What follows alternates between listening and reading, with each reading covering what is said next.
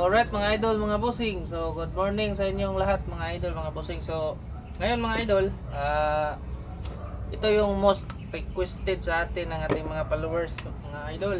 Kung ano daw yung ginagamit natin na textured paint para sa ating mga speaker box. So ngayon, hindi na to sikreto mga idol kasi sasabihin ko na. Alright, hindi naman tayo madamot sa mga ganito. Gusto ko rin na ma-share ko sa inyo para at least naman na may idea kayo kung ano yung gagamitin nyo na pintura. So dito sa ating harapan mga idol, meron tayo ditong sakto lang talaga. Ayan o.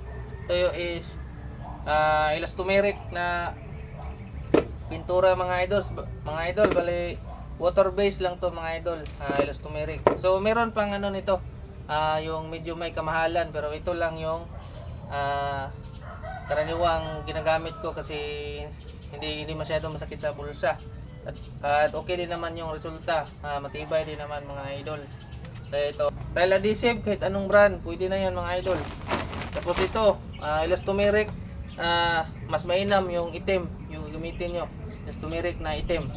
Kaya sa akin, ito lang yung may kulay yung ginamit ko kasi naubusan yung hardware na pinagbilhan ko nito. Okay?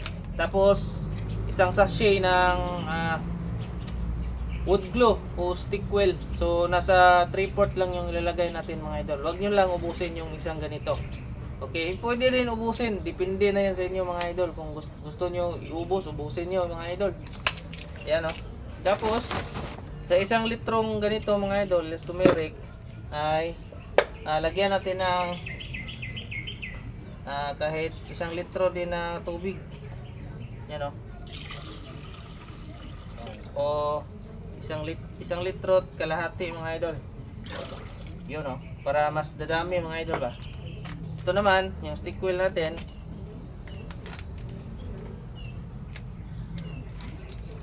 Yan, kahit yan 3/4 mga idol. Yun,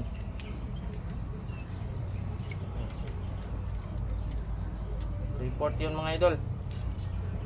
Estimate lang, may 1/4 na natira dito mga idol. May 1/4 natira. Tapos susunod na ilalagay natin mga idol itong ating tile adhesive. Yan.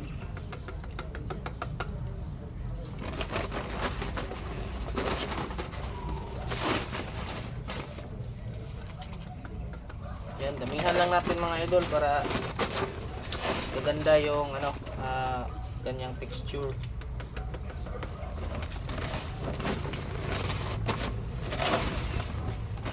Kahit anong brand ng tile adhesive mga idol, okay lang. Yan, so haluin na natin mga idol. Bali meron tayo ditong DIY na panghalo mga idol, mixer. At yung takip natin, ayan, para hindi magtalsikan. Ganito lang yung ginagawa ko mga idol.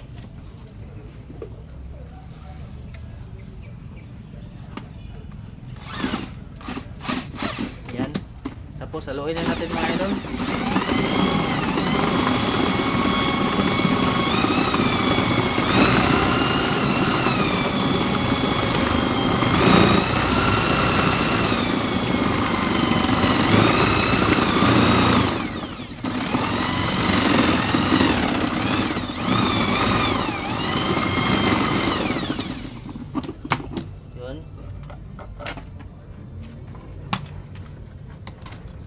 Yan mga idol oh. Yan, so medyo kulang pa ng tile adhesive mga idol. So lagyan pa natin. So tansyahan lang to mga idol para makuha yung saktong saktong timpla.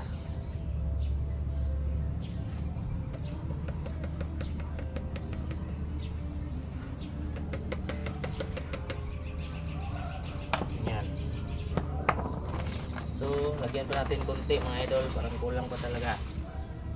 Yan o.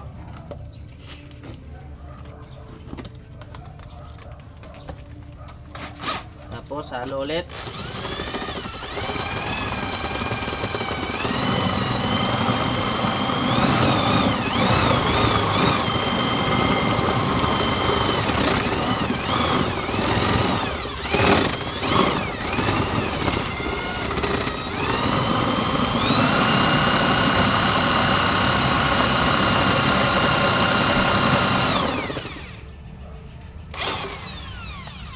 So yun mga idol, so tingnan natin kung sakto na ba.